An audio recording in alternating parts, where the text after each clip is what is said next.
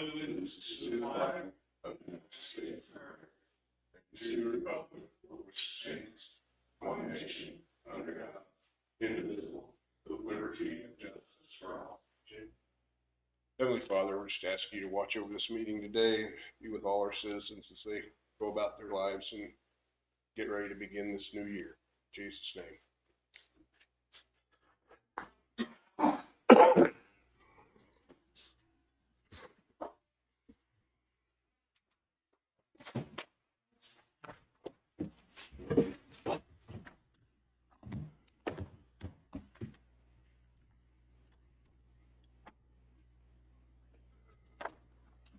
All right. Good morning, everybody. I will make a motion that we approve the meeting minutes from last week. I'll second it. Motion been moved second. All in favor, say aye. Aye.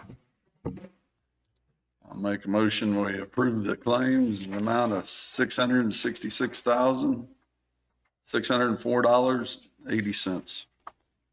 I'll second that motion. Motion been moved second. All in favor, say aye. Aye.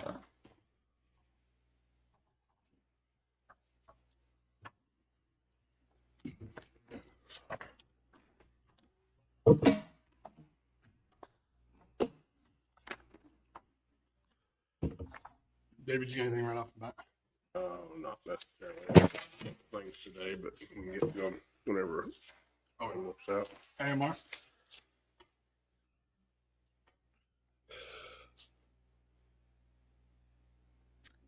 Good morning, Don Brooks with AMR. The calls I have for the month of December, from December 1st through 29th. Blue Mound had 6 calls, 2 transports. Centerville, 4 calls, 0 transports. Greeley, 1 call, 1 transport. Lacine, 22 calls, 12 transports. Linn Valley, 11 calls, 5 transports. Mound City, 19 calls, 10 transports. Parker, 9 calls, 3 transports. Pleasanton, 42 calls, 26 transports. Prescott, 2 calls, 1 transport, for a total of 116 calls and 60 transports. You guys got anything for her? I don't have Don. anything. Thanks. Thank you. Randy?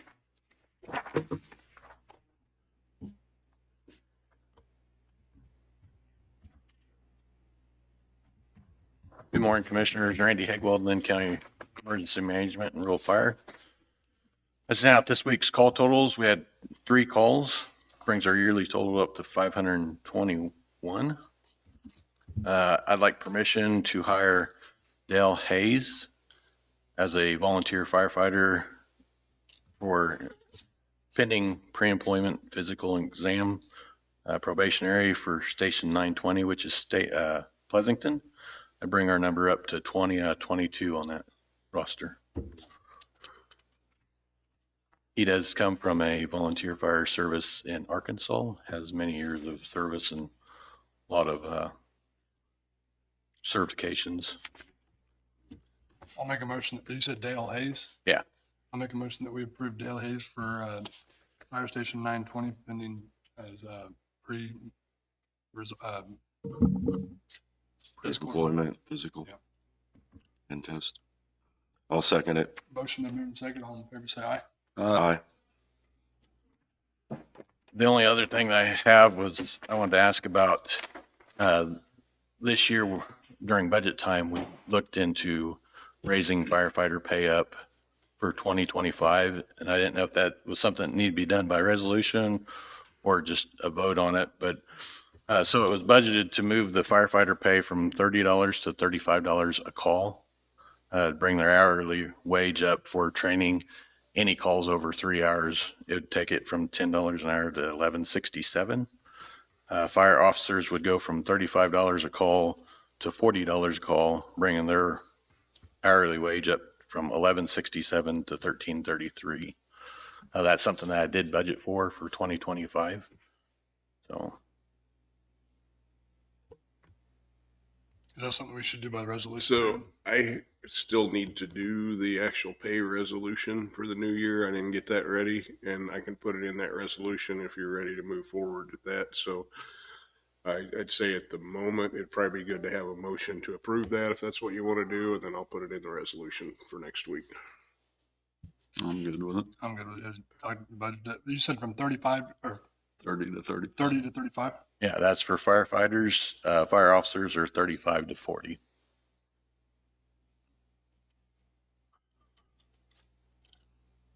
I'll make a motion that we allow, or we increase the pay for the firefighters from 30 to 35 per call and fire officers from 35 to $40 per call. I'll second it. Motion been moved and second. All in favor, say aye. Aye. All right. That is all I have unless you guys have questions. I'm moving. Have you got anywhere on that fire station that you talked about? So I met with Tanglewood board again this weekend. I'm going to go back out and meet with a couple of board members, and we're going to do some measuring of the building that they're proposing using, see what it's going to take to upfit that building. I'm working through the utilities, what it's going to cost to heat and cool. We don't necessarily need the cooling, but to heat that building next year too, to bring numbers back to you guys. Hey, this is what we're kind of estimating a yearly cost for that station.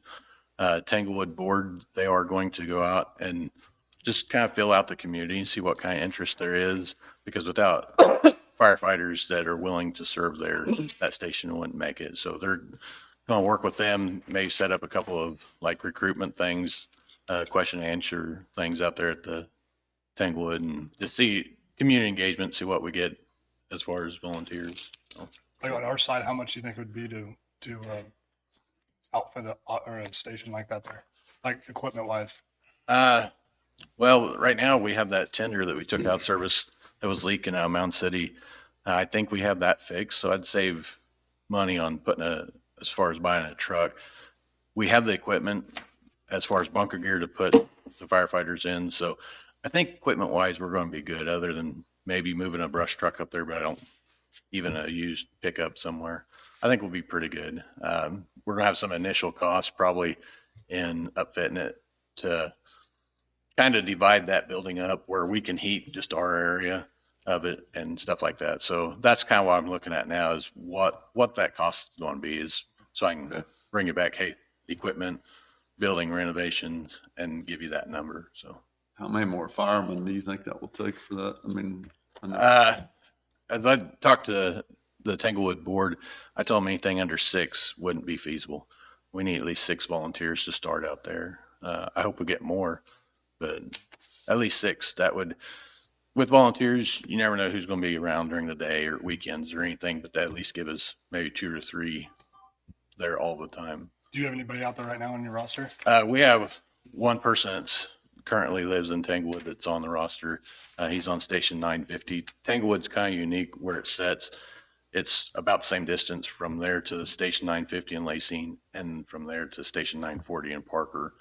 So, but we do have some firefighters in Chaparral that are on station 910, and it would actually be closer for them to go to Tanglewood station. So there may be some moving of people around, but we have a few firefighters that would be able to step right into that. All right. I don't have anything else for you. All right, thank you. Thanks. See, the sheriff report's in your SharePoint, if you want to go through it. You want me to get it? Yeah, I made that for you. Go ahead.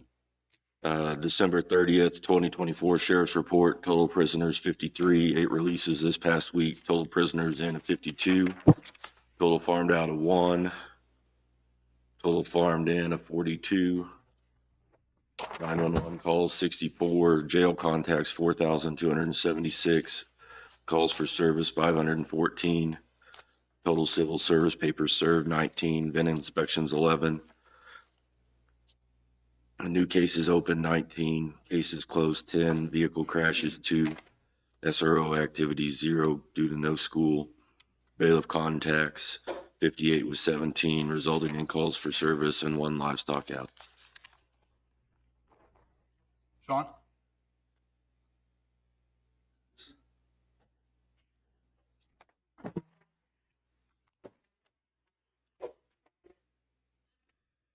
Jesse Walton, Operations Director for the Road Department. The cost summary by location was sent out. Service requests from beginning of the year to current. 528 received, 493 completed. 35 of those are still currently open. Service requests this week, we had one received and one is open. That was just for a field entrance. Activity cost report by location from April to current. We've worked 984 of the 1,275 gravel roads. That brings us 78% completion. This week, all the shops were out, blading roads and spot fixing the roads to make repair. We did some repairs to some equipment, just regular routine maintenance on those. We were out replacing culverts in both throughout the county. They're out today, starting this week, replacing culverts that were on our culvert inspection list. So we're slowly working on that list, getting those knocked out. That's all I've got. We had talked to you about when you took the spot to check back in with you. Do you want to do that next week, or What's that, Danny? just check back in with you, go over everything, make sure everything's working the way you like it and we like it? And Right. you want to meet next week over that? Let's go one more week on that. Yep, if that will work. Do the second week of January.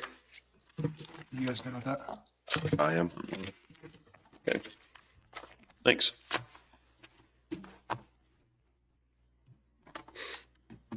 Sean West, Public Works Administrator.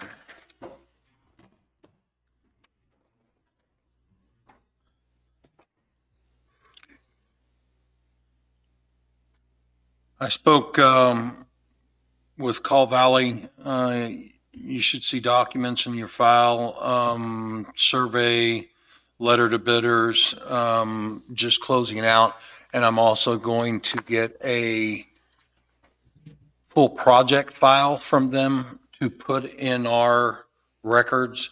That way, should we want to take that project up again, all the work that has been done thus far in the surveys and all those records are available to us, and we don't have to redo that work. Also spoke to them on the solution on 900 Road. I'm being told that is being worked out and given to their administration and will be passed on to us or to Mark in the very near future. Burlington Northern Santa Fe documents in your packets were for your information only, just to let you know that the last step in our process for that project was completed and permitted.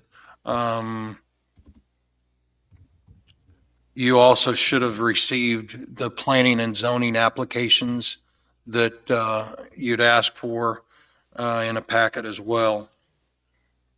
Cornerstone, the survey for the $3,800 change order or scope of work order. I talked to Charlie Bowers from KDHE.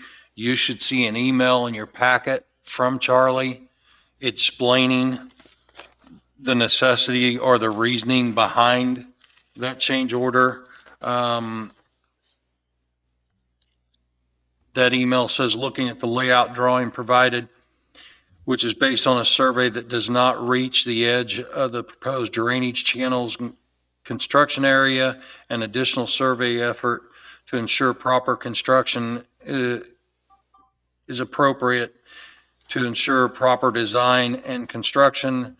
This is especially critical as a slope of the channels plotted path along the landfill cell is presented in terracotta drawing number 4 is less than 1%.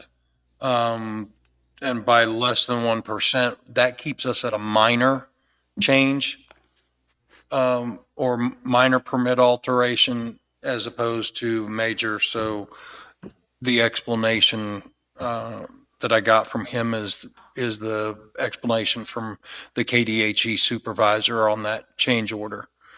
And we've already had Tony Malini's explanation, which is very similar on the change order on that $3,800.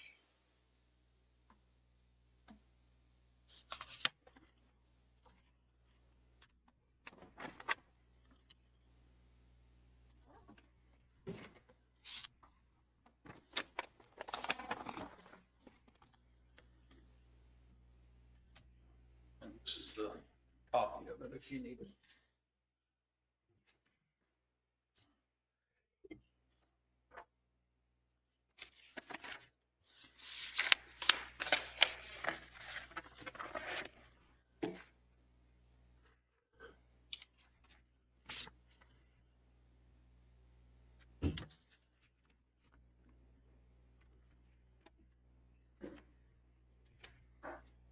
And this is something that was required after by the state of Kansas, right? Yes, this is required by KDHE for the area around the expansion or the vertical expansion for the water runoff. Is that not something that's typically included in their original survey? Or just something new? Why did this come about? I believe this was because of a request from the state for additional information to qualify the project.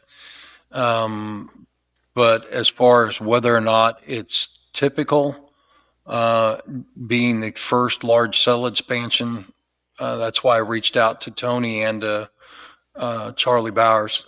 I couldn't answer that myself. I had to ask them for their explanation. And both seem to support it as something that is necessary and that was not a foreseen incident. I think it's caused by the fact that we have waterways right there next to where we're. But that was our understood before we even started our survey. That's my only fight.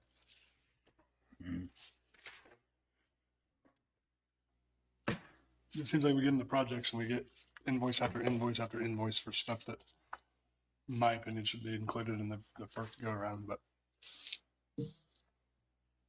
Did the state come and look at it to decide what they needed the first time? Like, as far as why did we have to go back and redo this after the state? Well, the engineer makes the original proposal for the project, a drawing and a theory of what they believe is going to occur and how much ground and how much modification is going to be done. And then they work between them and the state back and forth to determine what's needed to make that paperwork work. As far as when they originally assessed it and who did what first, I have no clue on that, how many times they've been to the site or what order that came in. Only the request as they've come into me.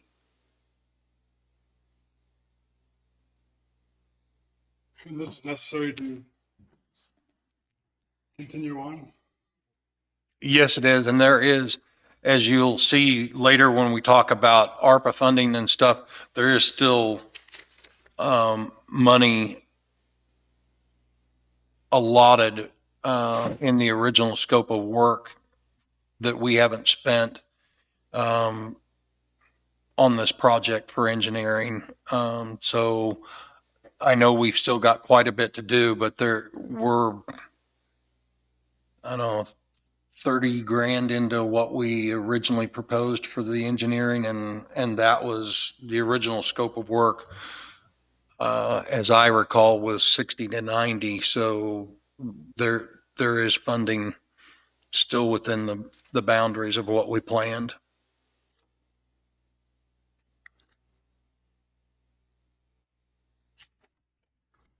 So if we do this one, is there gonna be something else coming through just like this that we need to? I'm just confused on why it wasn't included. I mean, of course, there's gonna be water runoff. Why was this not, why we have to spend another $4,000?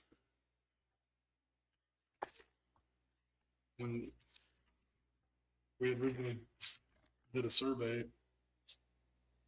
that I thought included all this, but. Well, and if you recall, we had a survey or a change request here recently that you challenged, and that one was consumed by Terracon through the process of questioning it. They decided that the state, between them and the state that they were going to take the responsibility because the state provided the numbers that they had counted on, but they weren't in a format. It took them longer to take the format they were given and get the numbers for the proposal. So it did take them longer to do it. It did take more man hours to do the work, but they consumed it because they didn't foresee that cost. So they just ate that cost. This one was at the request of the state, and the engineering company is holding firm that this is a new request above and beyond what they saw as the scope of the work. So is this the last thing we have to do, and then we can get an estimated cost on what's gonna cost to raise that thing? Well, once they get the survey and Tony sends his new documentation to the state, then they're going to negotiate what has to be done to finish that. So again, I've never been through this process. Finish the survey?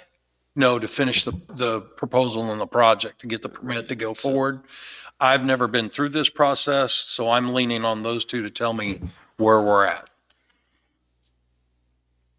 And if I need to bring Tony back in to tell us after that, then I'll ask him to come and update you. Because I would be entirely guessing about the process.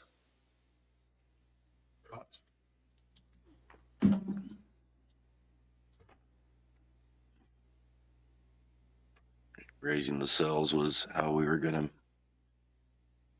make it until we could do our addition onto our C&D landfill.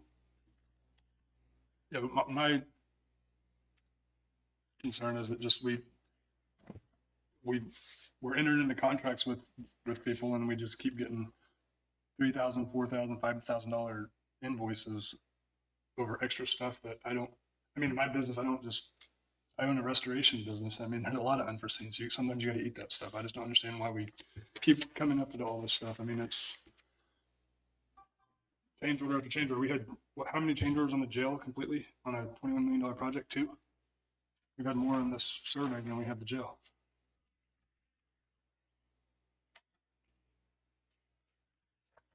I mean, it sounds like it's something we have to do, but it's,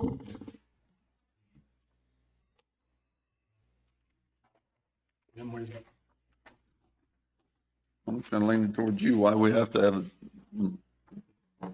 on this particular incident that why there's a change order on it to cost us $4,000 more or $3,800.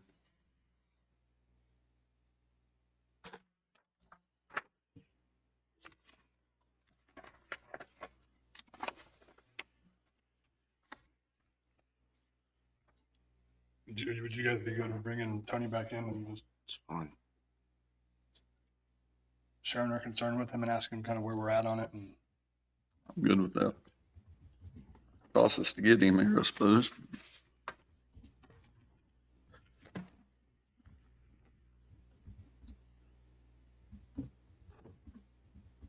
that's what I'd like to do. I mean, I just hate seeing all these invoices come in on stuff that we thought we'd hired somebody to do. So, I mean, I know there's unforeseens, but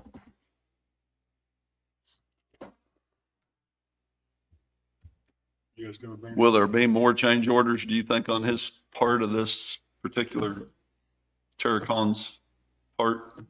That would be something that he would have to answer because again, between him and Charlie, if you do invite Tony in, I would invite Charlie in so he can give you the state's half and they both can give you their half of the story because quite frankly, again, this is the first time I'm doing a project of this nature. So how many times they go back and forth and change these documents to get to the final permit, I cannot answer what's normal.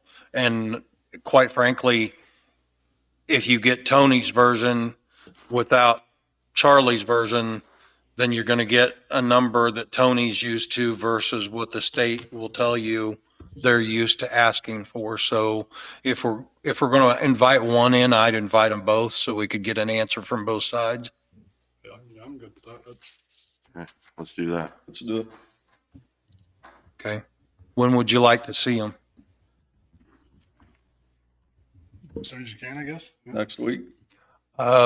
Next week I'll be unavailable and be out of reach for the 5-day period from Monday through Friday. I will be out of the country. Following week then. I will try to make that arrangement.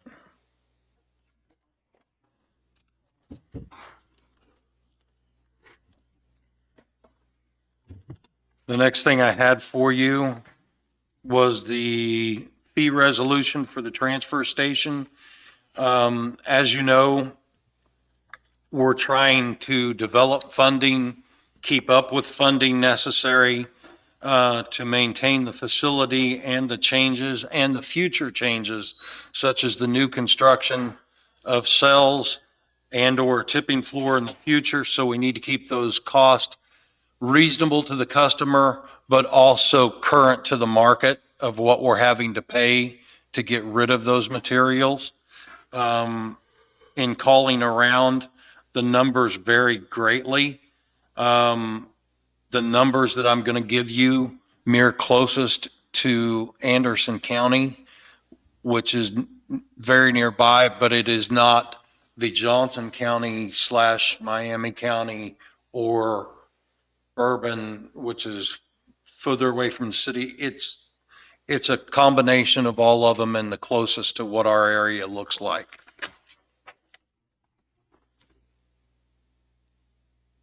The changes that I'm asking for, I'm sorry, let me give you those before. Car tire with a rim or without a rim, I'm going from $4 to $5. With a rim from $5 to $7.50. Semi from $7 to $10. Without a rim, staying at 15 with a rim. Tractor tire without a rim, going to $17.50 from $15. Staying the same with a rim, $30. Off-road tire without a rim, $35. We're moving it up to $40, and with the rim, leaving it at $70. On the C&D side, we're asking you to move it to $35 from $30, and the minimum from $10 to $15 for the minimum tonnage. The clean rubble, we're asking to move from $15 to $20 per ton, with the minimum again moving from $10 to $15. And the MSW from $45 to $50 per ton with a minimum of $15. And as I said, this is pretty consistent with what I found in our area and will allow us to plan to move money for long-term projects, closing costs, and improvements later on. Now, all the tires we're hauling off right now, I mean, as far At as, this point, yes. And the reason some of these weren't moved up, like your tractor tire with the rim and stuff, because we just don't get, there's not a lot of sense in asking more for something you get 2 of a year. So the cost benefit wasn't there. and this more than covers what it takes for us to get rid of it, or? From what I'm seeing from our billing, yes, we're going to come in a lot better on our tonnage, but I'm going to have to get new pricing from the companies for this year for the tires. And then quite possibly even put that out to bid and see where we can get better rates or even negotiate those, because that is an extreme cost to get rid of those tires. And I'm not saying it's the company, I'm saying it just in general to get rid of tires, that is a very costly adventure.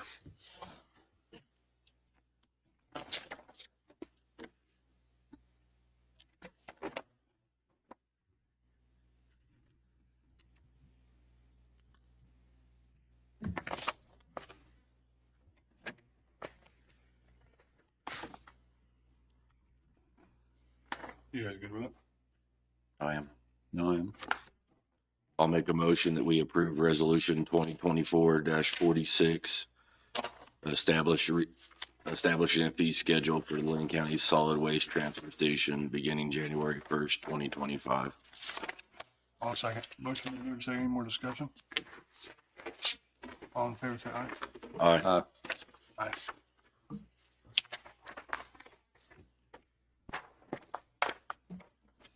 For some reason, I just had the park fee resolution, and I'm not seeing it in my pile. Do it again. David, did you have a copy of that? Let me look and see what I've got.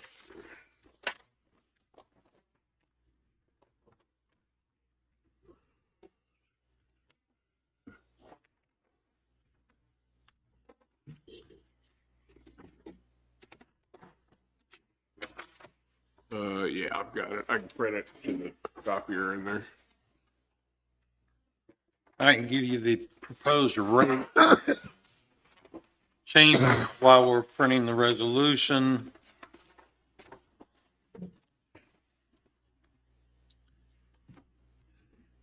Proposed rate increases for 2025, tent camping from 12 to 13, second tent from 9 to 10, cabins from 60 to 65 per night, cabin peak days from 70 to 75 per night, boat slips 8 per 24 hours.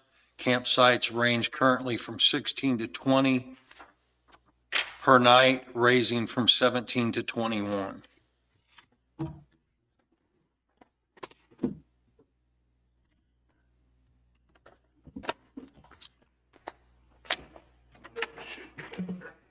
Okay, let me grab that wall. If you want to just read out our recommendation for that, I'll go grab that.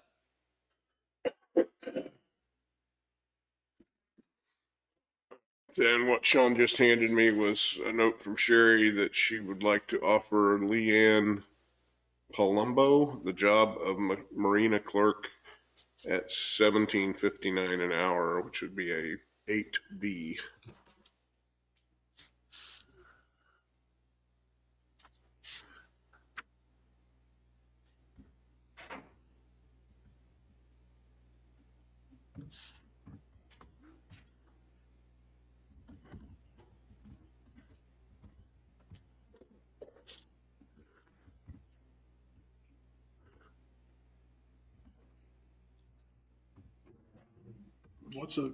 What's the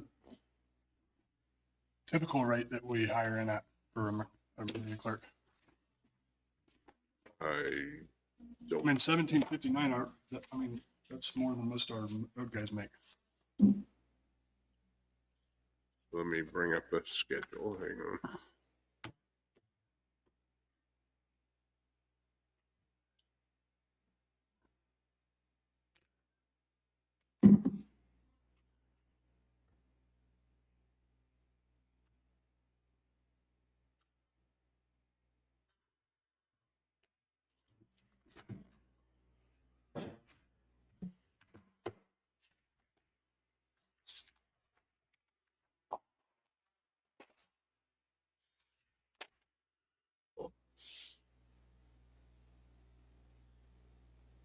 That is actually the same range as an equipment operator 2.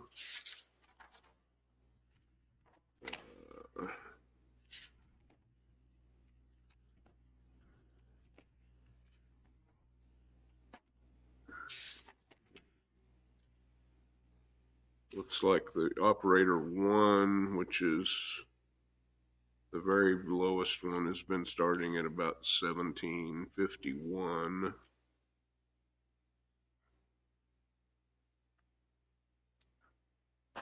And an operator 2 has been starting at $18.36.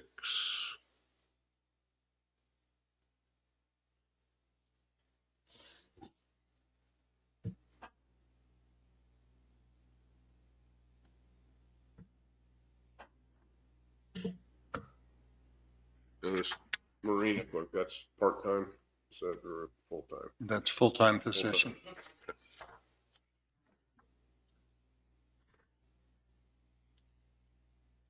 So my thoughts on it. I mean, we have equipment right here running a road grader making 1750.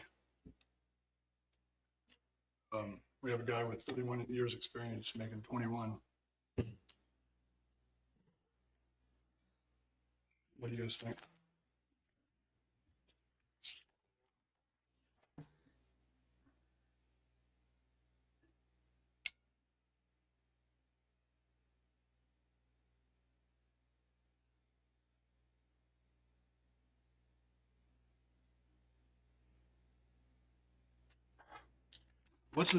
What is the job description that we have down for the marina clerk doing what?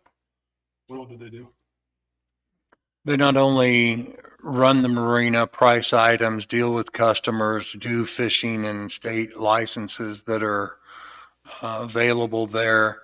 They place orders, help with cleaning of the cabins when necessary, and deal with customers, resolve fee issues and other things in the park, and put in service and request for maintenance and other items around the park.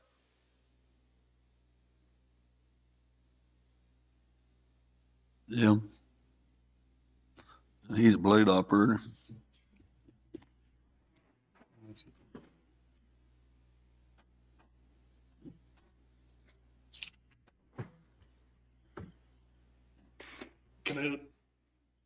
Can part of their job duty not be cleaning the cabins? That's what I said. They, when available, if they have a low number of cabins and a day that isn't a mass rush or a holiday to the marina, then they would clean the cabins to defer the cleaning costs. That's why the cleaning costs are down quite a bit whenever we have a manager and a clerk there. They normally don't call in housekeeping. They take care of the cabins because there's two of them available and one of them can pull away from the marina.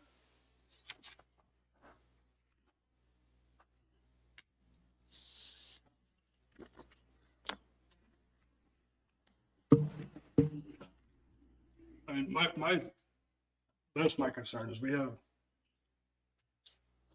operators making less than that, and I don't think that's right. They're out in the snow and up at 5 o'clock in the morning, pushing snow, getting in the graders. I mean, I don't think that's fair.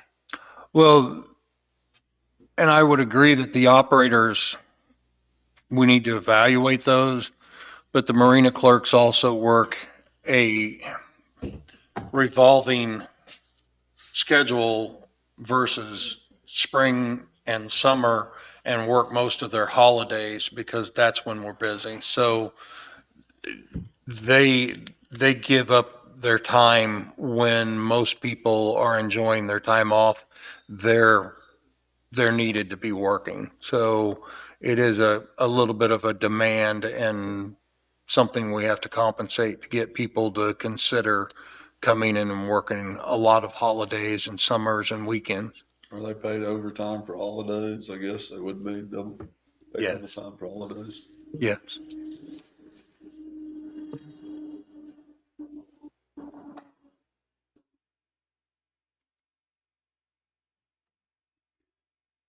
And I would entertain at some point, and I very much would like, and I'm sure you could talk to the other department heads, but at some point in the future, with the grid that we have, separating all of the job descriptions versus the line items to see if those fit where are currently sitting where they should fit.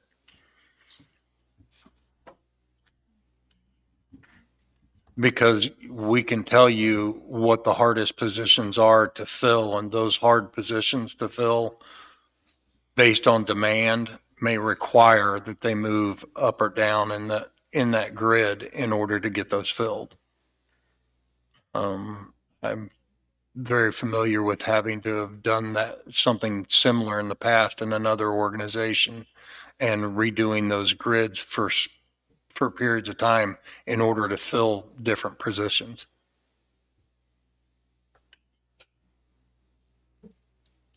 Have we got anywhere on the software or the reservation out there at the lake?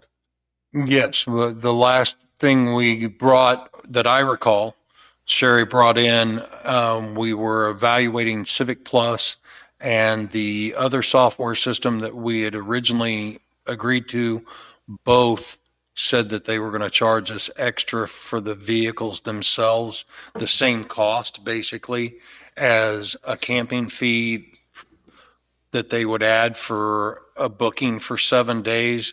That $3.50 for that booking for 7 days, they're going to add for that 1 day of parking to that $5 fee and not work with us, which is going to make a $5 fee $8.50 to park per day. And we need an answer from the commission as to whether you want to do that. But quite frankly, our biggest concern is that's going to kill our parking fees because nobody's going to pay that rate to park per day. And we're going to be losing $3.50 out of $8.50 of that will go to the service, but won't go to us. We tried to find out if we could just run parking through the Vintech and run all the other reservations out in the park. And the Vintech and the other service providers told us, yes, you can, but you will pay the same rate for both services on their yearly fees, whether you use all their services or part of them.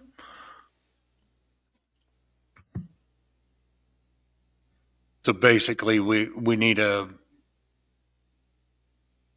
direction from you as to whether or not we go ahead and pay that and find out for the first year, does it kill our parking?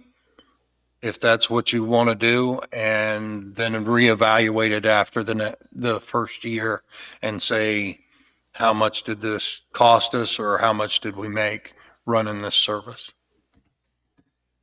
What do you guys think? You guys know where I'm at. I want to do a reservation. I want to do the Airbnb on the cabins. Well, we're waiting on to see what the Airbnb costs. I mean, as far as what's going to take more help. Right? I don't see how it's going to take more help. I mean, if we have a marina clerk that's full time, I mean, can they not, depending on the cabins that there's not ever one time that all those cabins are rented out, is it?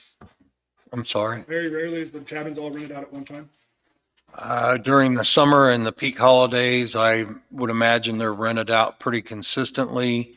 But as far as the summer and the outages, that's going to be the times, and hunting season during the winter and outages during the winter, that they're rented out all the time consistently. How much more do you think we'll make off of having them on Airbnb? Probably a lot.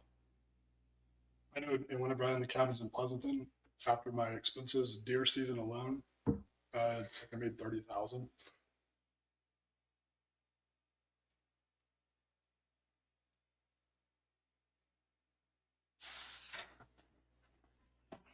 It just doesn't. And why do we have, how many cabins do we have? 7? Yes. I don't understand why we have 7 if we're only renting, majority of the time we're only renting 3 of them out. And we don't even have the option for all of them to be rented out because nobody knows about it.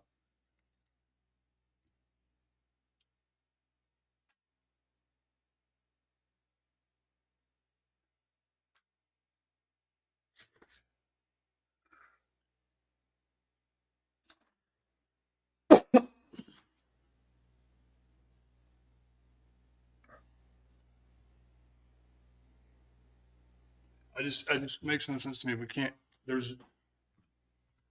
having on Airbnb does not hurt anything. They can still call Sherry, and then she can get on Airbnb and reserve it for them, or have them get on there and do it. It's not a win-lose. It's a win-win, in my opinion. I don't understand how we're eliminating everybody have to call her within the hours of the park being open.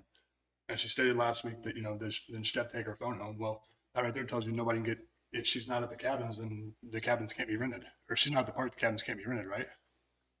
If there's no one there, then that's correct. If the marina is not open, they can't be rented during the nighttime.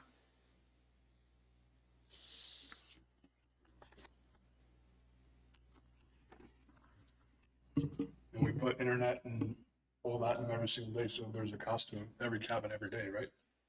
But we're not advertising them to be for rent. We're limiting our funds on them. I mean, our ability to gain funds on them.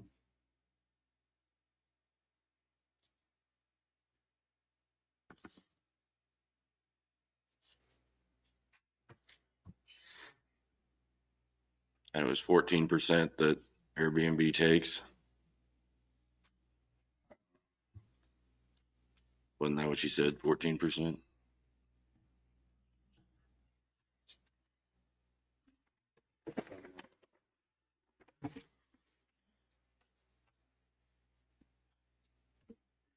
We have 7 cabins total, or we have 8 total, and one's an Airbnb, and No, 7 total, ones slotted for Airbnb. Number 8 is the pad that the project was stopped at the pad.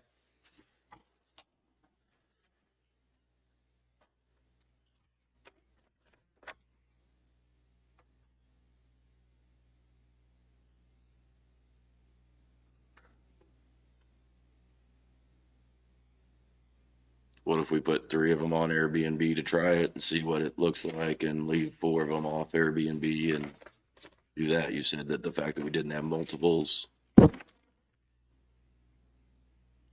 So it sound, costs the same fee for 3 of them versus 7. I mean, as far as the initial fee. Well, it's only It's really initial It's only fee, charged if you rent it. Just a percentage off of everything. just coming right off the top. That would allow us to maybe see if what, to look and see if it's working, see how much we could actually make over, See if it increases our Airbnb use. So much. right?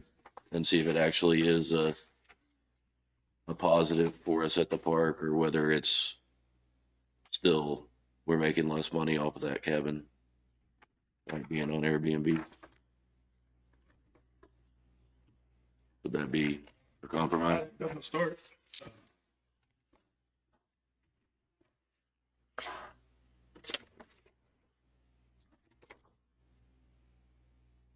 To do it for 3 cabins. 3 cabins for length of time and see what happens.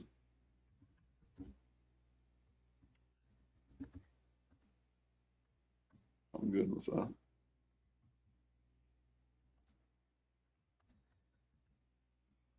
You know, it doesn't limit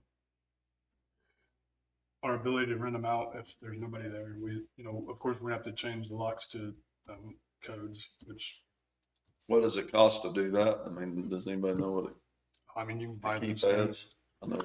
It's pretty much you got to have and you do, you have Wi-Fi at the cabin, so you can adjust the lock code for the new renter through the Wi-Fi. So the locks are fairly expensive because they're Wi-Fi capable. Yeah, it's called, I mean, it says check yourself in with smart lock. Once you get it, this will send you a code. And I mean, the person that owns the property doesn't have to get involved unless there's a question. Right.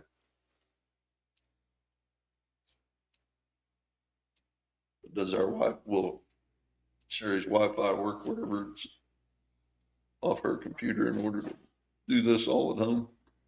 Yeah, I don't think you necessarily have to have Wi-Fi. I think whenever I did it, it was, you just had a basic code and then you change it every now and again, you know. I don't think very many people's gonna, they rent from you, come back and you try to use the same code and get in, but I think I just, every now and again, I change the change the lock. I mean, So they're not randomly generating it to can. each different one. you can, that's like a smart lock, which is probably a little more expensive. But Well, if you're going to rent at night and somebody makes a arrangement at night, they're going to have a predetermined code, and that may have to be programmed, or the park manager go out and program it in. Right. So Wi-Fi, although they're more expensive, Wi-Fi locks are, for that system, more user-friendly. Right. The other ones you're talking about, what I have on my shop garage, and you put a master code in, and I can change up to 50 numbers, and I can put phone numbers The or, locks are gonna cost us to get there. I think we need to know what she thinks our added costs are gonna be and everything that way. Do you want the cost of the locks and any other The cabin miscellaneous? cleaning, whatever else we might have. Okay. I think there should be, I mean, you never know how many cabins you're gonna clean a day, so you have a set, if our marina clerk's gonna do it, then it's just part of her job duty, but if we have somebody separate do it, we do it like per cabin. Knowing that, you know, there's a possibility that you could be doing 7 cabins during a peak holiday. So you get X amount of dollars for each cabin that you clean each week. Yeah, and those are the ones that are somewhat difficult for 7 cabins between 11 and 2 or 11 and 3. You have to know who's going to be there at the early check-in time in order to get them done fast enough to, and it's just managing, scheduling, and they've done it for some time. But the cost of it and the cost benefit, so far, we haven't been able to make it work out the way that it benefits the park. So if we want to try it, I can get you the numbers for the locks. Right here, $127 on Amazon, it's a Wi-Fi smart lock. Okay. You can get different kinds, there's one for 69.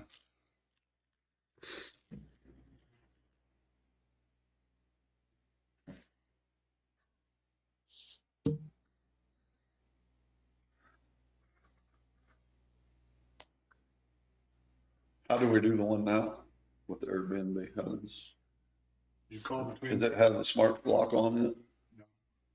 you have to pick the key up, don't you? Yes, I believe so. Or we drop it off. 9 or 5.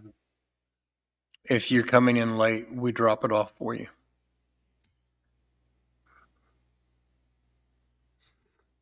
So we come back and drop it off to them if it's late, or? No, we make arrangements to leave it for them. You can't rent it if it's too late. Like if it's after they leave the marina, you can't rent a cabin. Yeah, but I wondered how we got the key to it, what I'm saying.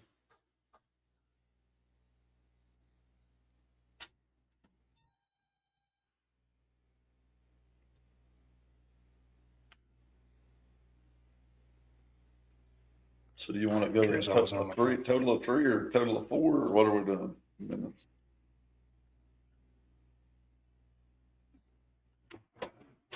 What do have, you guys want to do? we have one now. I'm just asking. I'm I'm going to saying go to 3. go to 3. Is this something you want to do in the winter months? I don't know whether I'll that's get going set to, up to go. I mean, if we're going to do this. is it going to give you the accurate representation of rentals? Well, and I'm not saying that it has to be for just 2 months. I'm saying that we could do it for, 6 months, 8 months, even the first year, and if that's the case, then we ought to have all the months to compare back so we can look historically at what we've done through the other months. Yeah, If it's working. And even if it's really working, we can change the other ones if we decide. I mean, if we go for 8 months or a year. I mean, And see the difference. Yeah. We could make the move sooner. We'll see it. I can just tell you the representation of the sample you would get right now is not going to be representing. But what I'm thinking, it's not going to hurt anything being on Airbnb. You're not hurting. If you don't rent it, you don't rent it. It's not costing you anything, but the availability is still there. So the winter months, it would actually, I don't understand, it would help us. Even in the winter months, if it is. It'll still available, compare to the other winter months. If it isn't available after 5 o'clock, it could help us because there might be somebody coming along Exactly. with the Airbnb that actually wanted even in the downtime. So, Yeah, exactly. It's not going to hurt us. I mean, if it's available on Airbnb, if it works. in the month of June, Airbnb made $1,265, and then there's a line item for cabin rentals, and it made $4,687. But there's only one cabin, and there's six cabin rentals. So I don't. There was one. There's one of these, so availability is non-existent compared to the cabin rentals up here of 6. Look at the other ones.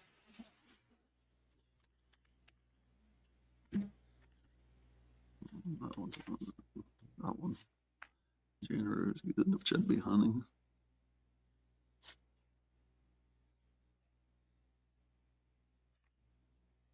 June, July.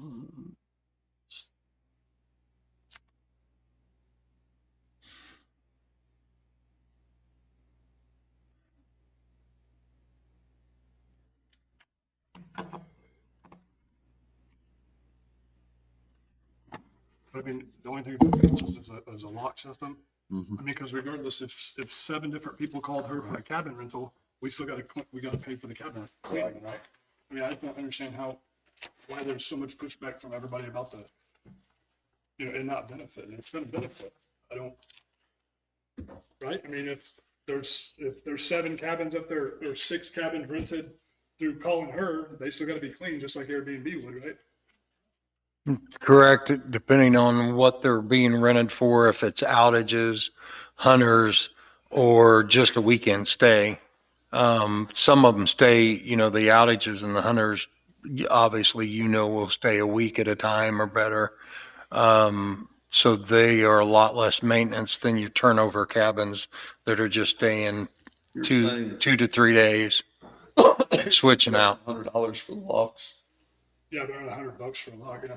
Why would we not put it on all of them anyway? Because No, I agree. if we're chasing after to leave a key, pretty soon you're using man hours just to leave a key and working, to organize that.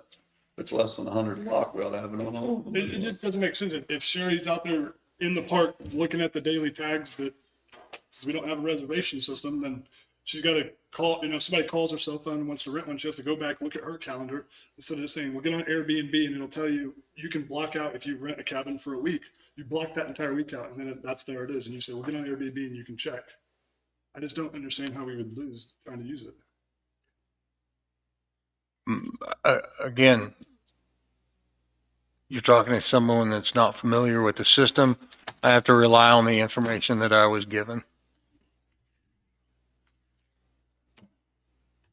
I mean, there's not a rental around here that I didn't. So that I know the of. only expense we're gonna have, Danny, is the locks. It's not gonna cost us anything else. I mean, it's not going to cost more than if she rented 6 cabins by people. Right, what I'm saying is it's not costing us anything else, so why would we not go ahead and put the locks on anyway, I don't have a problem putting the locks on.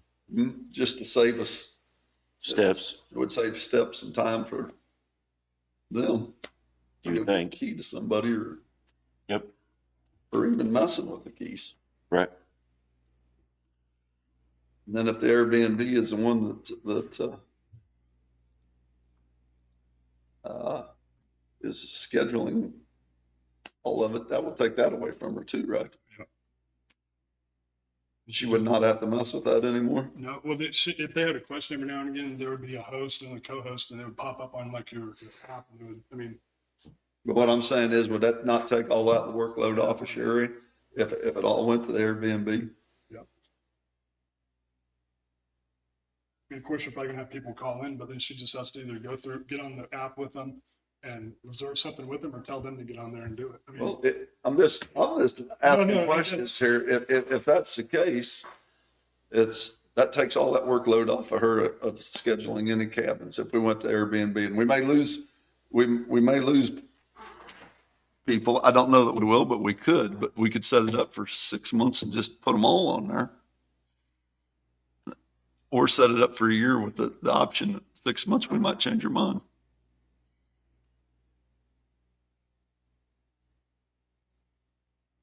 Would it not take the workload off of Sherry? it would, yeah.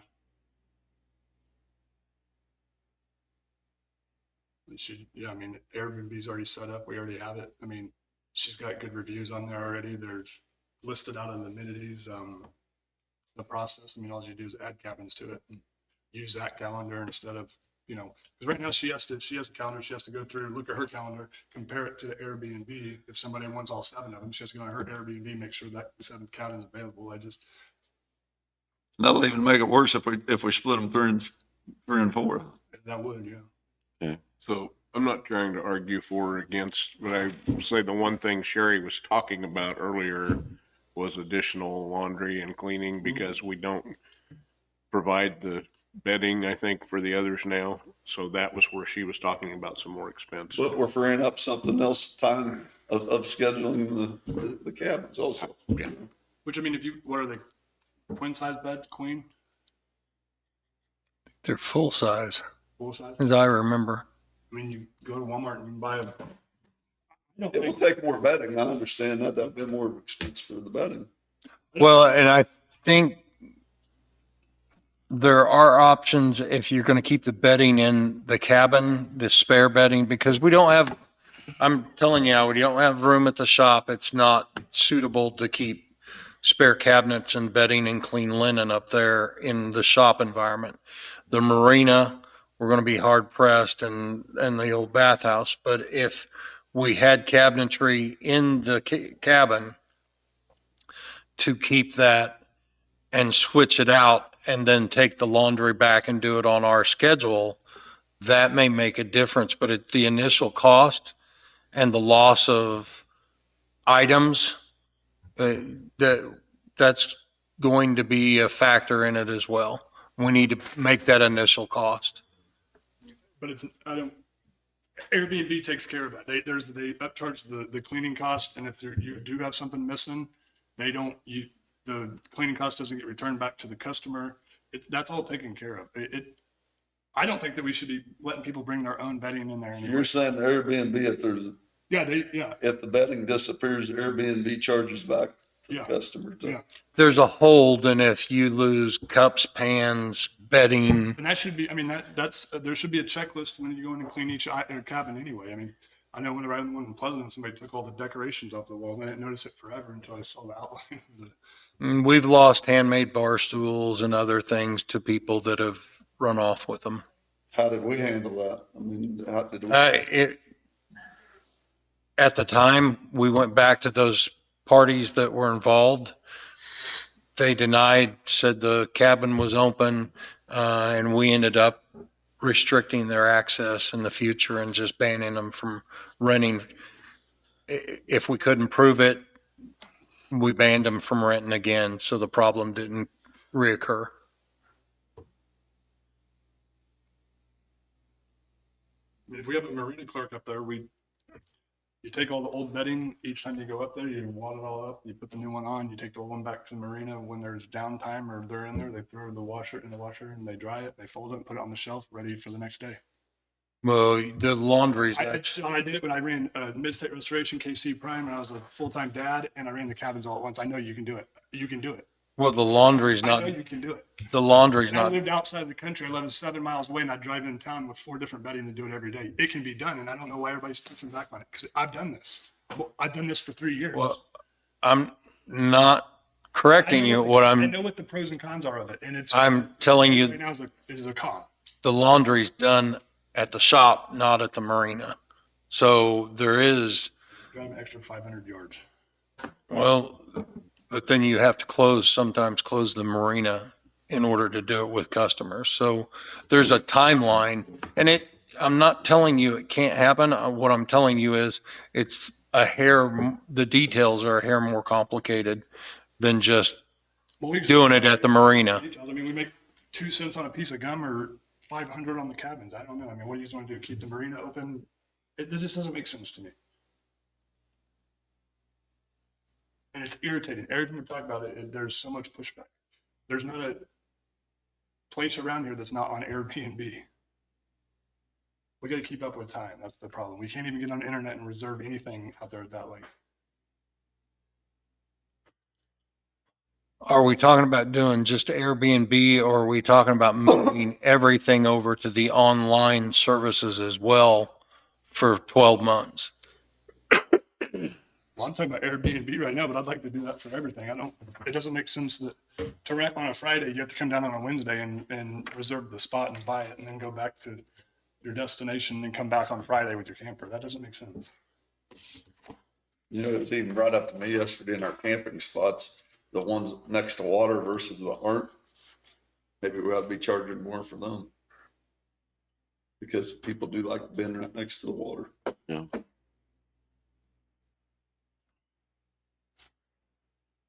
Right. I want to remind you, we've got 2 attorneys lined up starting in about 5 minutes for executive session, so we need to keep moving. Well, that's what we just keep doing. We keep moving every day. It's been going on for how many months?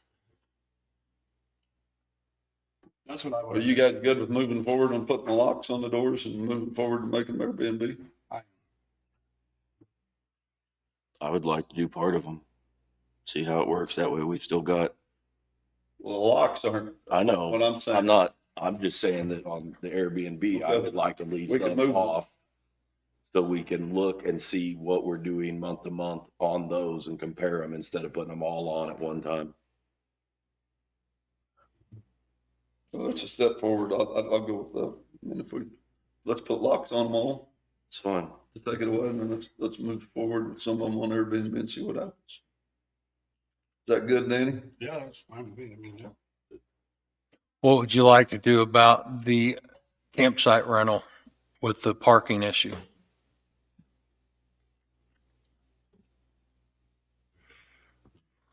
My concern, quite honestly, is giving up $3.50 or $3 a day to parking that could go in our pocket that's going in somebody else's per car. How many parkings do we have a year? I can't give you the number right off the gate, but we have I'd enough. like to see that. I mean, if. We have enough fishing and tournaments and, but of course, you're talking yearly passes too. You'll have to know that Well, I'm versus saying- daily passes. Let's go back and see how many years or monthly parkings we got and see how many dollars we're giving up. How do we know if somebody paid for the parking anyway? We just go around to their front of their car and see if they have a tag? You drive around and you can see it on their windshield. If it's a small number day and not a bass tournament, you can see it from your desk in the marina when you notice cars that haven't pulled up and been to the kiosk in front of the window.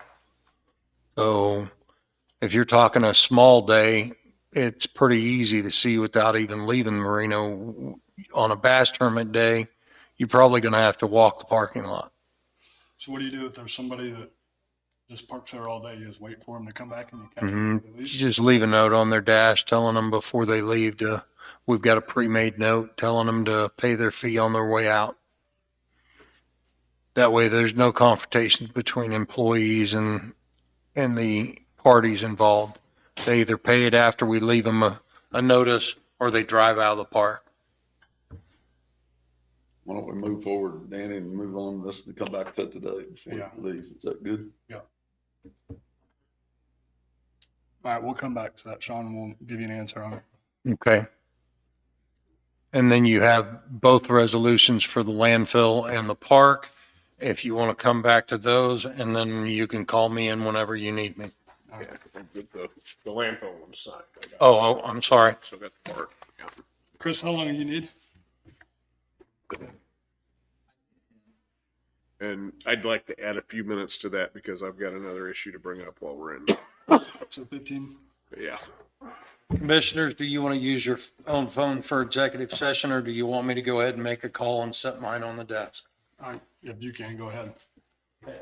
I get in trouble for using mine by the citizens of Linn County.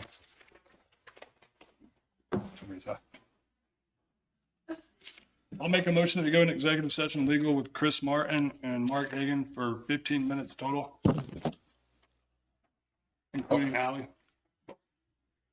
I'll second it. Motion been moved and second. All in favor, say aye. We'll go in.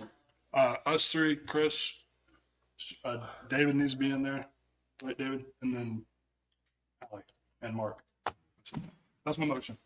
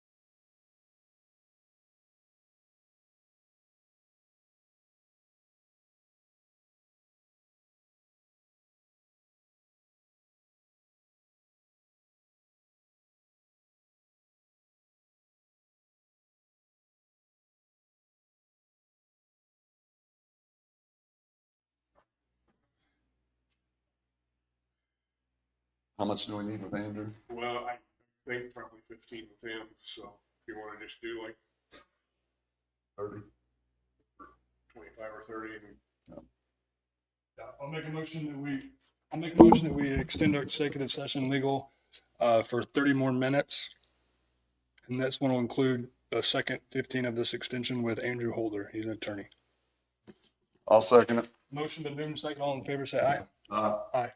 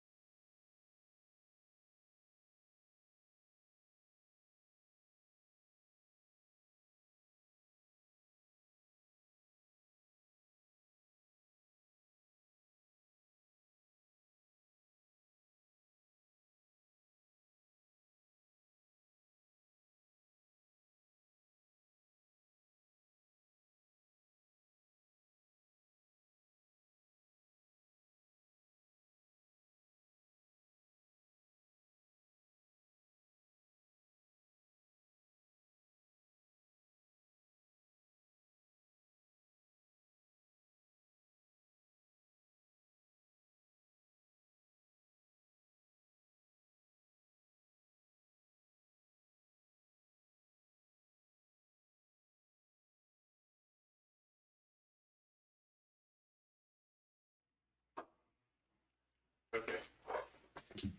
I'll make a motion that we extend our executive session legal with Andrew Holder for another 10 minutes. I'll second it. Motion been moved and second. All in favor, say aye. Aye.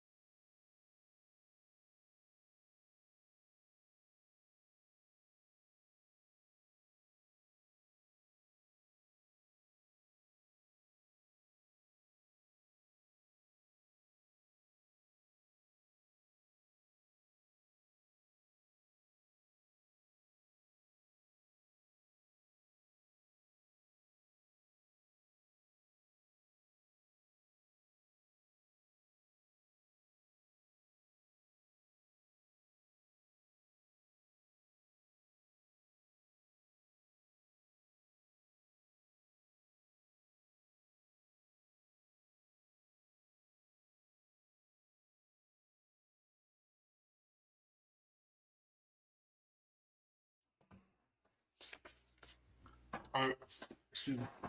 We're back in session. We did have some action from executive session. Chris, you want to come on up and talk to us?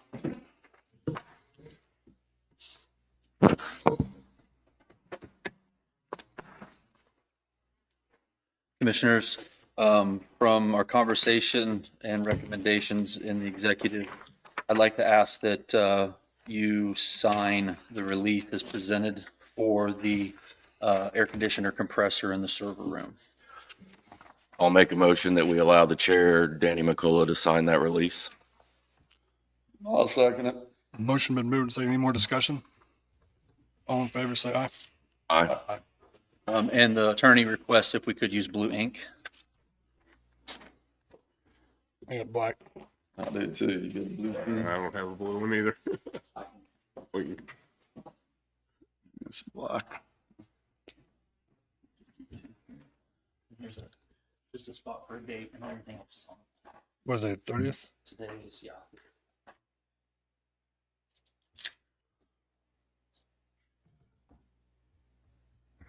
Sign both of them? Yes, please. That way David has a fresh copy and you'll get them out.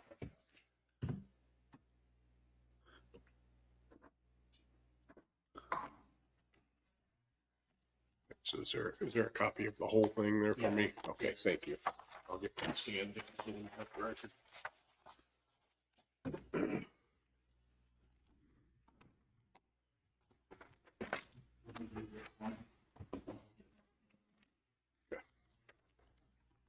I'll give you the final one.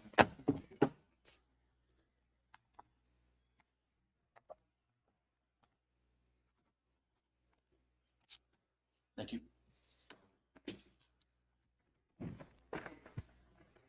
All right, is that it, Chris? Thank you.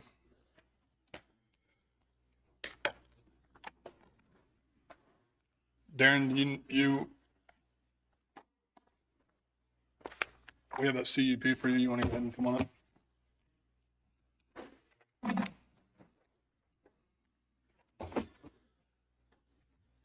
Good morning, Commissioners. Case number CUP 24-07 for Frederick Sandmeyer, commonly addressed as 9187 Yankee Road, Pleasanton, Kansas. He is requesting to be able to wholesale fireworks storage. Adjoining properties are zoned agricultural. The subject property is currently zoned as agricultural. The property utilizes a singular ingress and egress. The applicant for the conditional use permit desires to be authorized to operate a wholesale fireworks storage. All necessary notification to surrounding landowners has been properly made by the United States Postal Service and publication of notice of hearing in the official county newspaper. Staff received 2 phone calls regarding the notices sent out. I received 1 email back. The property owner said he did not have any problems with the request. The fireworks will be stored in a shipping container, in shipping containers that will not be seen from the road, and they meet the ATF regulations for fireworks storage. Referred to the handout that the ATF requirements for setbacks. I sent that out in my packet to you guys. They meet and exceed all the setback requirements required by ATF. The state follows the ATF regulations. The property is secured with barbed wire fence, and they will provide security cameras and alarm systems. The ATF has a display fireworks regulation. This is not considered explosives, therefore this is the article that it falls under, Article 16404. The regulations list out vendors and other parties with with a quantity of fireworks greater than 1,000 pounds have a conditional use permit and only be valid from June 27th through July 5th. The Board of Zoning Appeals granted a variance on that so he could have it for year-round storage. Findings: the use does fit the character of the neighborhood as all nearby properties are agricultural. The zoning of the nearby properties are agricultural. The property is suitable for proposed use. The proposed use does not appear to detrimentally affect nearby properties. Properties will remain as currently zoned as agricultural and will continue to be used for farming and has singular ingress and egress. No additional infrastructure is required. With proper conditions, the use will not detrimentally affect the public health, safety, or welfare and would benefit the public by providing a boost to local economy. The requested conditional use permit conforms to the Linn County Current Comprehensive Plan. Planning and Zoning does recommend approval of this conditional use permit with the recommendations and finding from Golden versus the City of Overland Park. The conditions that they put on it was a 3-year permit. He has to renew it every 3 years.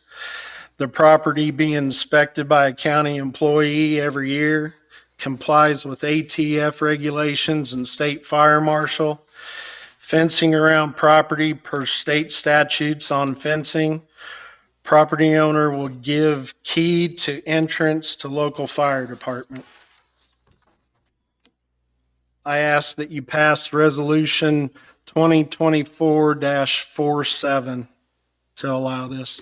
Is there anything certain that our fire department needs to know or do or anything like that? Everything's good? Are you guys good with it? Now, our permit is for 3 years. How long is ATF's? 3 years. 3 years also. Yep. I'm okay with it. I'll make a motion that we approve CUP 24-07 and adopt the findings of the Planning and Zoning Committee. I'll second. Motion been moved and second. Any more discussion? All in favor, say aye. Aye. Thank you.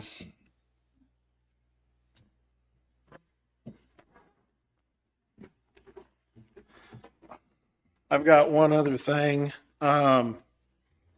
In the bylaws for planning and zoning, it says that if you miss 3 meetings with a no-show, no-call, that person could be replaced.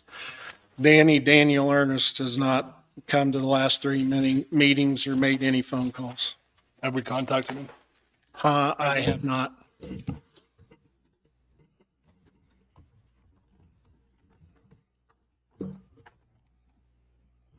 How you guys want to approach it? You want to talk to him, or want me to call him? Let him know what's going on. Figure out if he has a explanation, and then move forward from there. Or how you guys want to do it? That's fine. I'm good with that. See what his feelings is. He's missed how many? 3?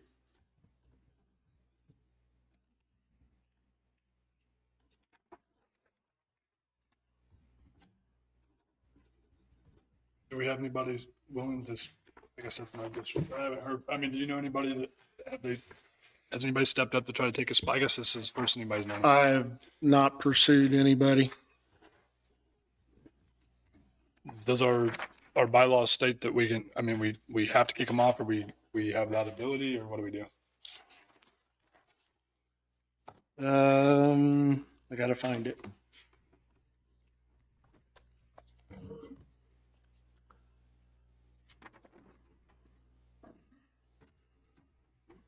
I think we dealt with this here a while back with Job, and we had talked to him and got an explanation and allowed him to continue on. I think we do the same with Dane. I would like to do the same with Daniel.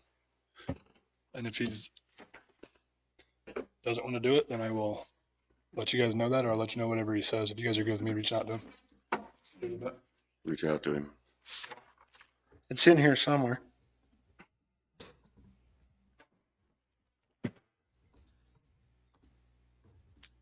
You're going to reach out to him? I'll reach out to him and get an explanation. If anything, I'll have him give you a holler or something. I do have one other question. Have you interviewed anybody for my position yet? We have not. We have, I know that We've there's, got some applicants we're looking at.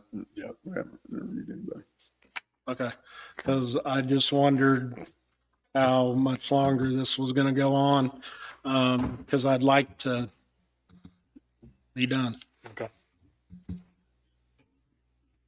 We will get on that. I appreciate the time and effort you put in. I know it's probably not easy, so. Thank you. That's all. Thank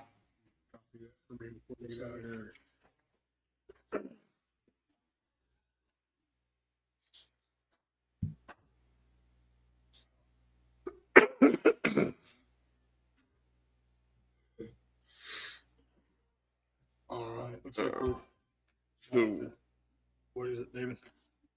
the next thing I had on there was the year-end transfers and purchase orders. If you're ready to get into that, Yeah, we still have or Sean. we still got, we weren't done with Sean's stuff, and you want to go ahead and finish up with what you were doing there first? We have not.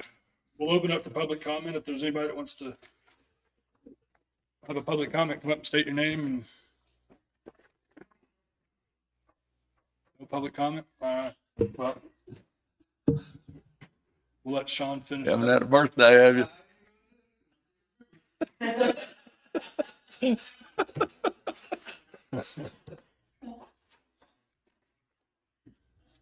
We're not gonna let you forget that one.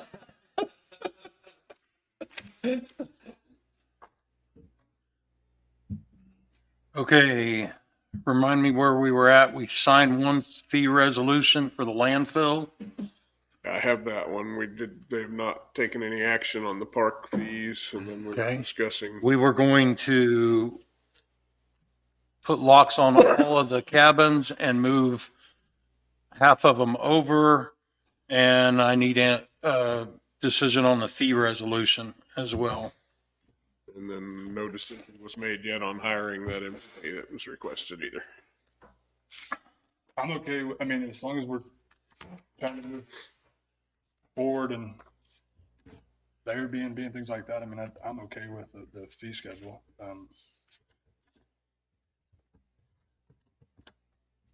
don't have an issue with it. I mean,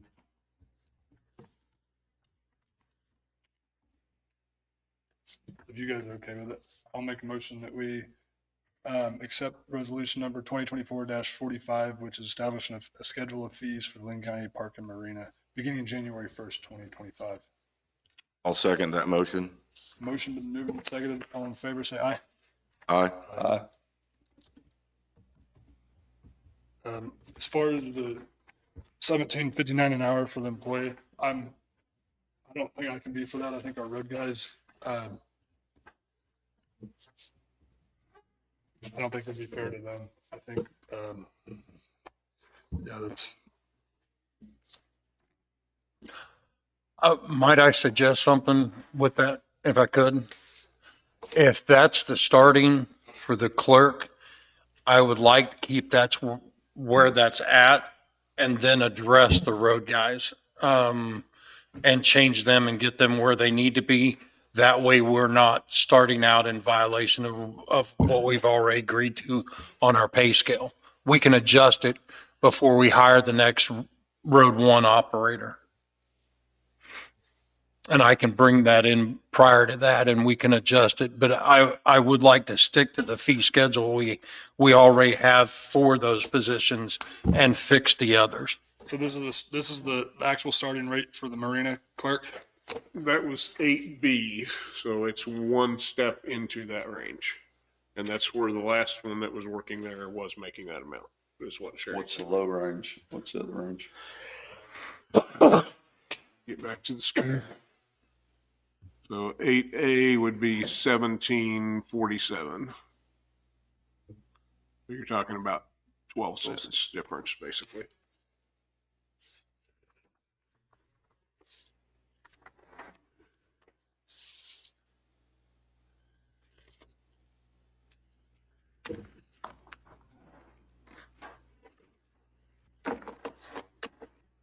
Like I say, the equipment one operator, which is the lowest, is a range below that right now. However, we've been starting them over at step K on that range, which is about 4 cents over what step A is on the 8 range. And then people that already have a CDL A, they've been starting at 8H, which is 1836. But that's road, which is something we can work on. But I guess the question today is, are you going to hire this person for the park?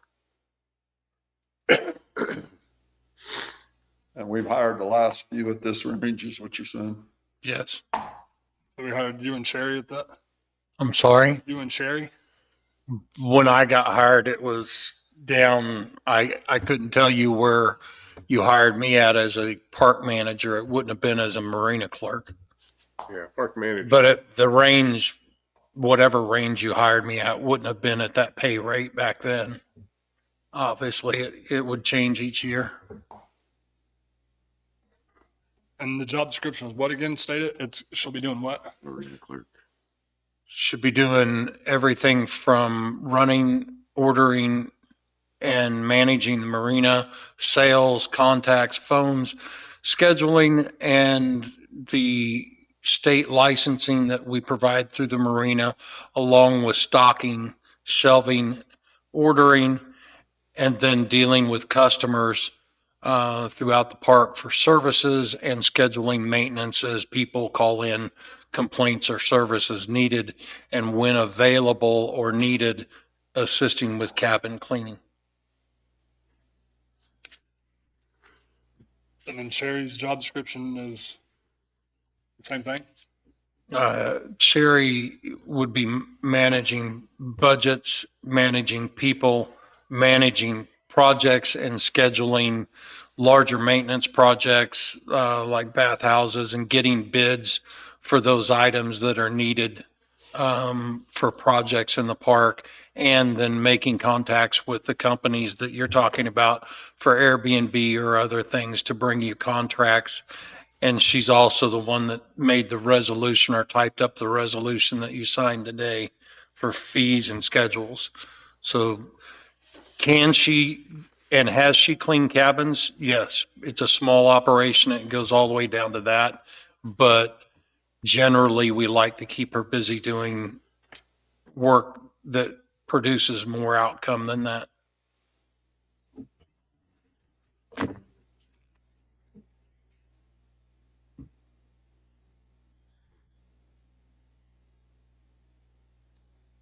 And we have somebody in that position right now? No? No, So they resigned. How long ago? April resigned in maybe a month. Somewhere in there, maybe a month and a half, or Yeah. And you're coming up against what it will take to train somebody to take over for the spring without a lot of assistance. So it's probably a good time to start in while we're a little slower and train them. I move that we hire Leanne Palumbo, the job of marina clerk, at $17.59 per hour at a level of 8B.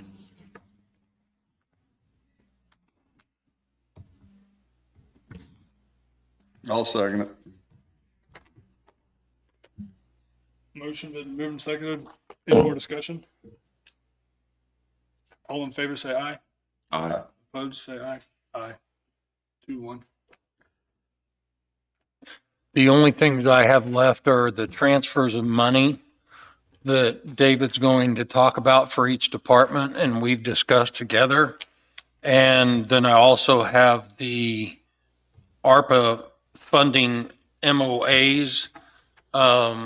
Because Chastity was unable to be here, she handed those to me and asked me to deliver them to you and give you any explanation of why we divided the funding out for the different departments or landfill, or what the options were. Basically, option 1 is 2 trucks for the landfill. Option 2 is 3 trucks for the landfill. But it also pays off Terracon and part of the construction. So it pays off engineering and construction to a percentage, a very small percentage in the second plan of the construction of those cells.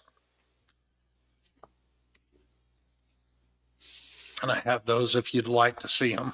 And that's the only place we put this extra money is in the landfill, I mean, the ARPA. Well, you're talking about, we also are paying ourselves back. There'll be an agreement with the clerk's office, all the compactor boxes done to date and the tipping floor repairs that were done to date. Is there any more repairs that need to be done out there to make it last longer? Sustainable. Well, what we're looking at after these truck purchases, there's over 490,000 in that. We're looking at moving 100,000 over. So you're looking at near 500,000, and that 500,000 in the next coming months, I would very much encourage you to allow me to go seek out a contract to repair each one of these sites and compactors and bring them up to speed so that they will last. Get those repairs done at those sites, and then look at your loader that's covering the C&D, because we've had quite a bit of, that would be the only other equipment out at the landfill aside from those trucks that would be needed to be looked at. So that 500,000, I would encourage you to improve your compactor boxes, try to get some longevity, not out of the boxes themselves, but out of the compactors at those sites. And then look at your loader for your C&D, because we've had some final drive and some chain issues and some other things going on with that, and see where we're at after we fix those compactors.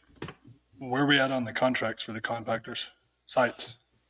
Because of the holidays, I have not had any word back. I expect to hear from them next week, or I expect Mark to hear from them next week. I believe one out of the two cities is just checking on an insurance issue and is going to get right back to us. One out of the two. So if we only get one out of the two, what's our conclusion of the other one? Well, that's at your direction. They are asking for a lot of detailed description for operators or operation, and a change in the contract to spell out all those things.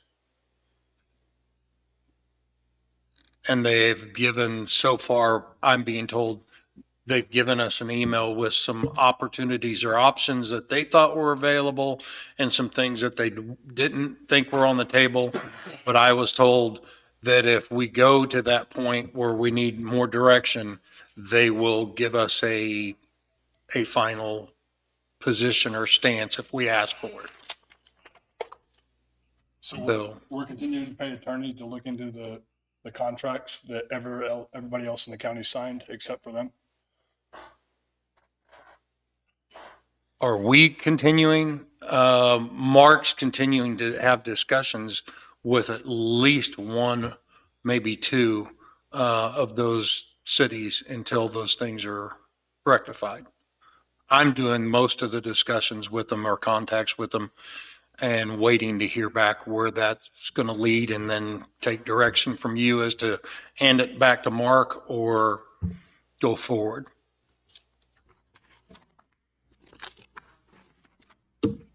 But again, the holidays are a tough time to get a hold of a lot of people throughout these last couple of weeks.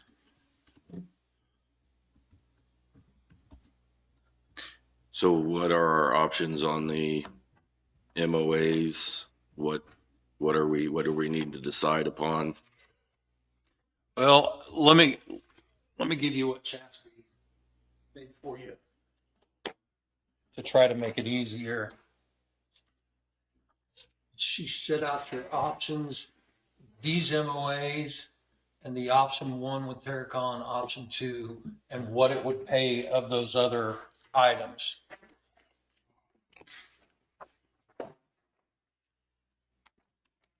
And then all of these are the documents to be signed.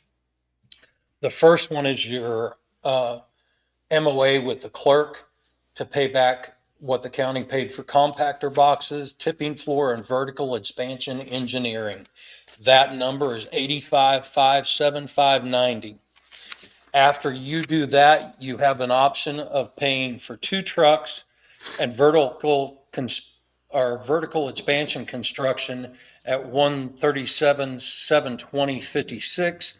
And the reason that would be available is because you'd have already spent 65,699 on engineering after the 2 trucks. You look at option 2, you're buying 3 trucks, you're still paying for the vertical expansion at 65,699, but you're taking your opportunity for construction costs down to about 15,748.56. So I'm being told one of those 3 trucks at the landfill is not needing replaced right now. One of the 3 is a stick. Replacing it and going with automatics makes it more opportunity for different drivers to operate that equipment. So when you talk about Class B or Class A drivers, if you put an automatic in it, you're given more opportunity for more drivers and more people to be moved around because not everybody is qualified on a stick on their license. So do 2 trucks and then keep one of the best of the 3? Okay, I have a question. So if we put in the option 2, can we still move money back from a truck? Or didn't they say that, I thought last week we said that we needed to have multiple things beyond the cost. I thought we was gonna have the road and bridge or whatever road equipment too, in case Well- options is what I thought. And your vertical expansion construction, that she is counting that in as if you have overages, taking that overage and sticking it there because you're talking about the total on that being several $100,000 over what you're estimating. So she is saying if, say for some reason, something you paid for throughout this 4-year process, they said, we're in an audit, we're denying this $100,000 purchase, you're going to have to find another one. She's put the money in there and committed it for that purpose. For the vertical expansion. Yes. Okay.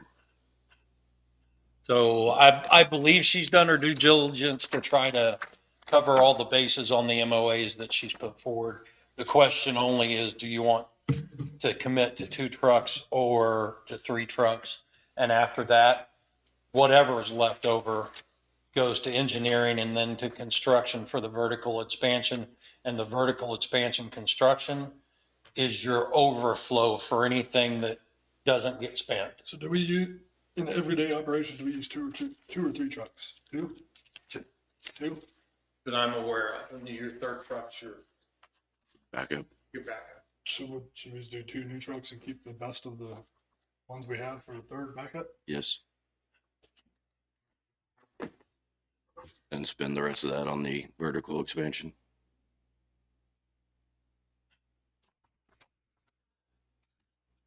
I'm good with that. Jim, are you? Yeah.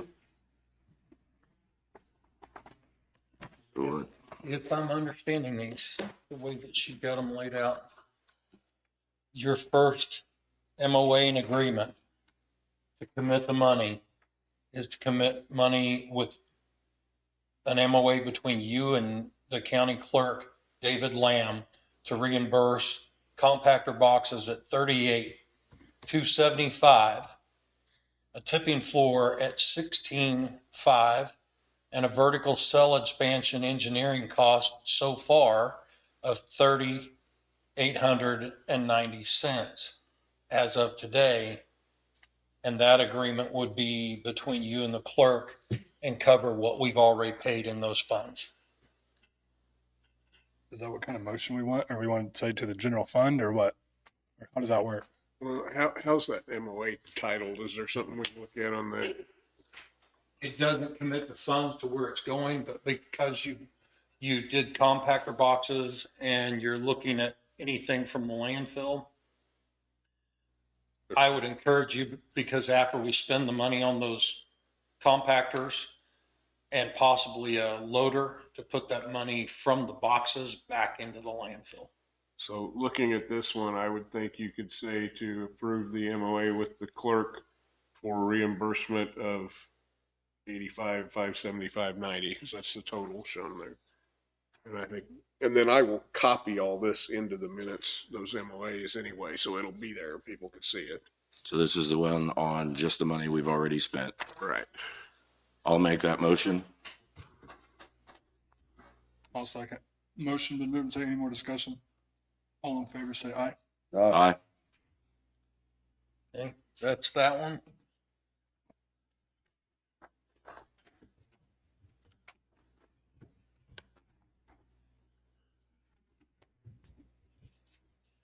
And then the second one, do you want option 1 or 2? The Two trucks or, 2 trucks. okay. And that reads with an MOA with myself as the department head, committing those funds to the landfill. And then the total amount, you're committing them to 2 trucks. And the remainder of this cell expansion construction, and that is $381,000, $664.56.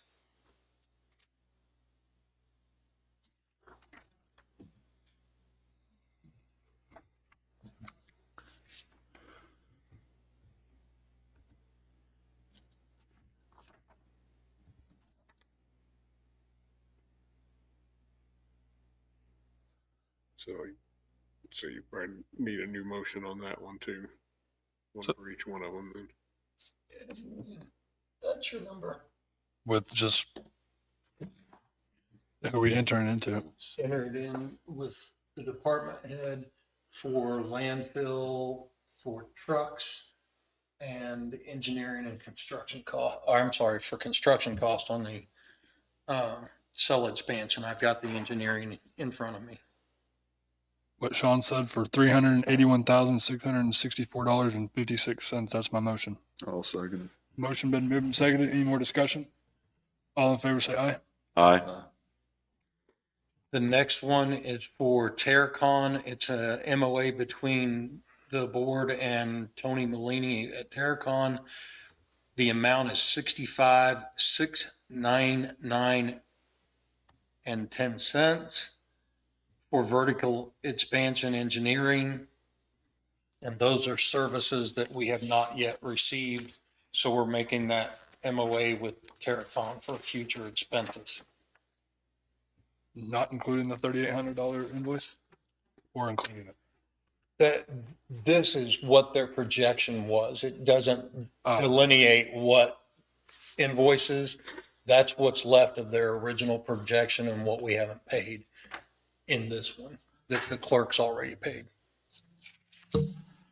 I'll make a motion that we enter an agreement of an MOA with Terracon for the vertical cell expansion engineering of $65,699.10. I'll second it. Motion been moved and seconded. All in favor, say aye. Aye. Okay. And that is all of the MOAs that, to my understanding, we're going to need to give. So you need me to sign one of those, Sean? Yeah, you, and then Tony said he'd be available, and I'll sign the other. If you get 2 copies of all of them, yes, sir. That, and that's all I had for you guys, as long as we've, I'm trying to keep up. We've already done the park employee. We've done this, and the last thing I've got is transfer funds, which David has. I've covered that. I mean, you might hang around to, Okay. in case there's questions. Are you ready to keep going? Good? Yeah, keep going. Yep. Okay. Before we get into those transfers, I did send all of you a copy of the KP&F study results for prior service. And they did get that pushed through so we could get it by the end of the year. And what that came out to is they gave lump sum amounts, but their most common would be spreading it out over several years. If we were going to buy prior year service for our officers and fire people, it would cost us $112,422 a year for 15 years. So so it's over $1 million, well over $1 million balance, and then they keep charging interest as they go, it looks like, on it too. But, or no, I guess that's, yeah, for 15 it would be. I don't know. So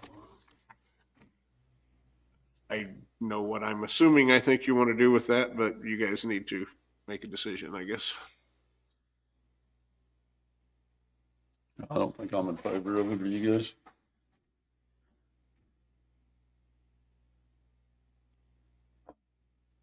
I'm not either.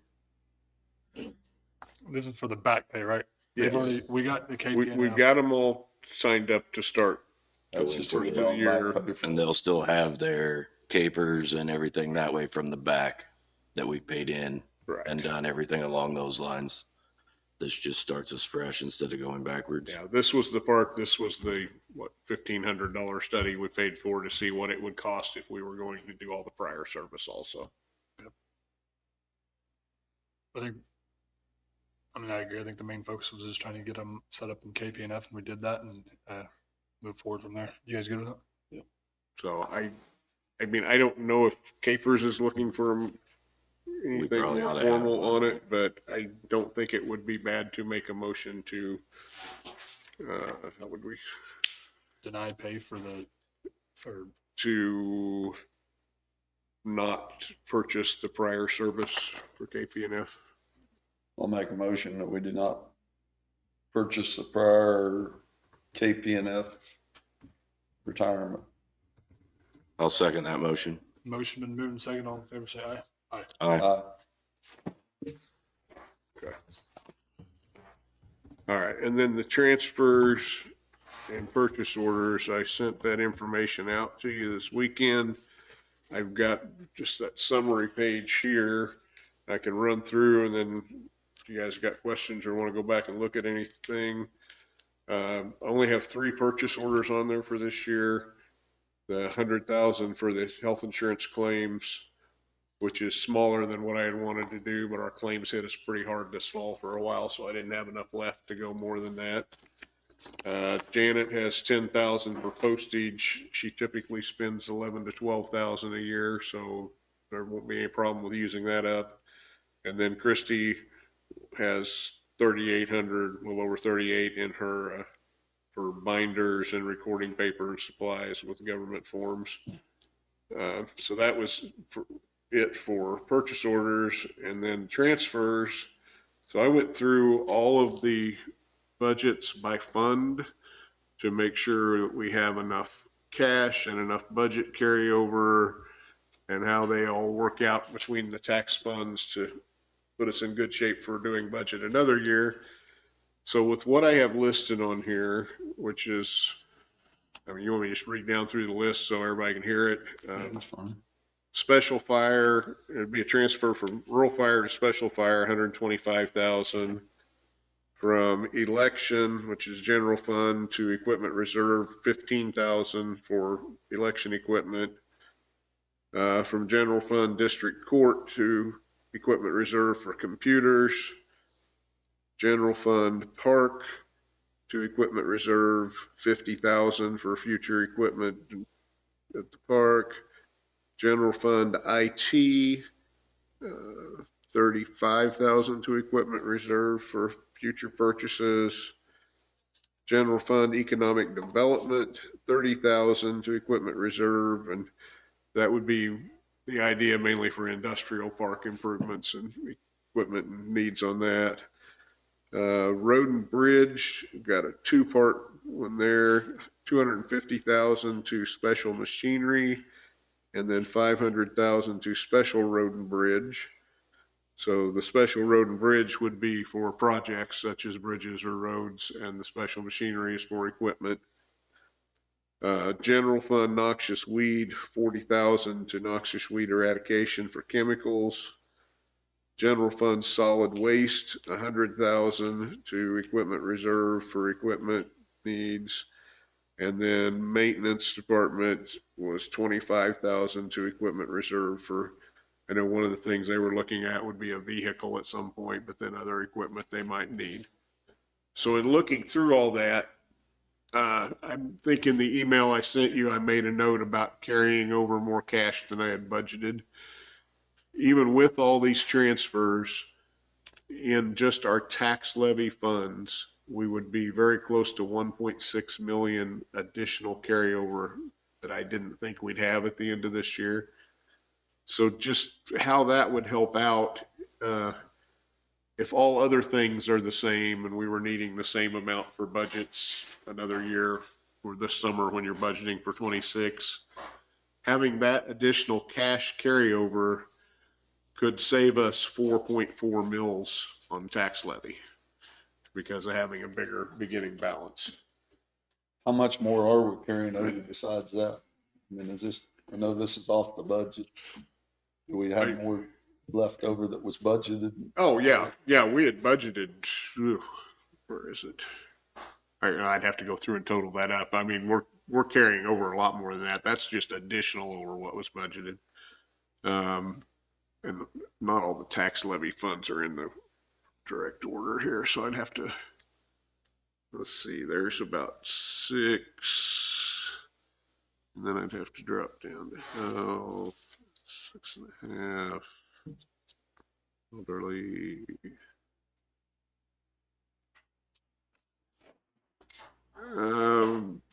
Just rough amount, about 6.5 million is the total carryover in the tax levied funds.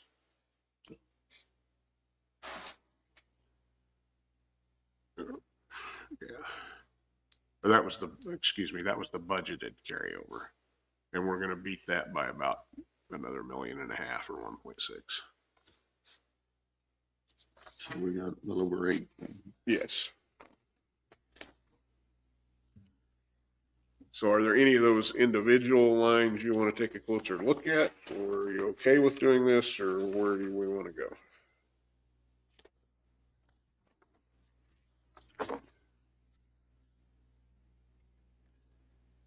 I mean, I'm okay with it. Me too.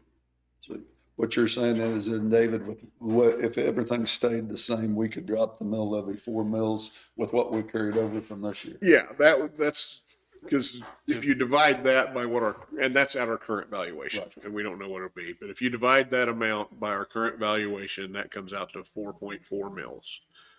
So if nothing else was changing anywhere and we wanted the same type of budget for another year to get the same tax dollars, we'd be able to lower the levy by that much. Because we're starting with more, right? Yeah, because we've got a bigger carryover. Because that's just one of the factors that affects your mill levy. It's carryover and then budget for the following year. They all interact. Now, there can be other things that affect that, and you may have a huge bill that comes up the first half of this year that we're not expecting, that we end up spending more of a budget than we planned next year, and then that's going to drive it back the other way. I mean, it's too early to tell for sure. It's just this factor alone would have the effect of 4.4 mils.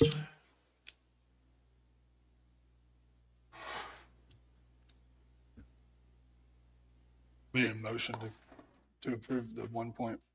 Well, I think it's just a motion to approve the transfers and purchase orders as presented, and I've got a copy of it scanned in the minutes already, if you're okay with that. I'm good with it. I'll make a motion that we approve the purchase orders and transfers as presented. I'll second. Motion been moved and second. All in favor, say aye. Aye. Aye.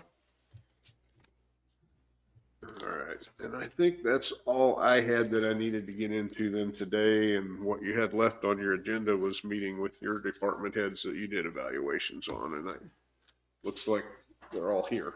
Yeah. I'm not feeling well. Can we push that back to next week? I'm okay with that. Are you guys all okay with that? I'm sorry.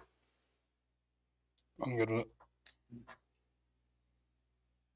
Then we'll push out the next week and,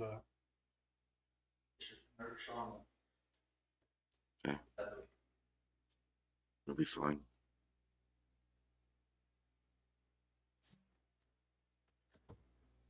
Okay, All right, anything else? All right, that'll make a motion that we adjourn. I'll second it. Motion been moved, second, all in favor, say aye. Aye.